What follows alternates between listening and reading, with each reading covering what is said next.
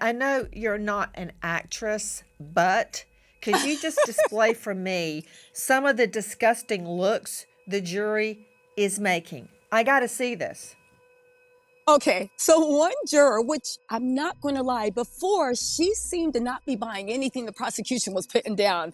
I looked at her, looked at them as ground zero of this might be the nullification. When she saw the pictures, okay, it was this. She literally recoiled. You described one juror, a lady juror, who you've been a little worried about up front, and then you went to two other jurors, I believe you said on the back left. Yeah, so in the middle row on the left, okay, they're sharing a monitor.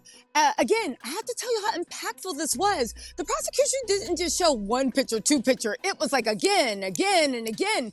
So it was rapid fire. And they were leaning in almost as if they were looking at like gruesome carnage and leaning out. At one point, she looked to the side. The jury was visibly uncomfortable. They were squirming. They literally had to look away. And the prosecution didn't let up. Another picture, another picture, another picture. And it was so impactful. Again, I'm not going to lie. At that time, I think mistrial. They started to get the idea of throwing in another mistrial. The jury was repulsed, but again, the shock, the awe, leaning in like, what is that? Oh my God. It was a lot. Again, we wanted to see what was on those photos too, but I see the point the prosecution was making. Like, these are very graphic, disgusting, whatever it is, but it brought it home on what a hotel night was, a dirty freak off. So Tisa, what about the male jurors? Are they responding the same way as the lady jurors?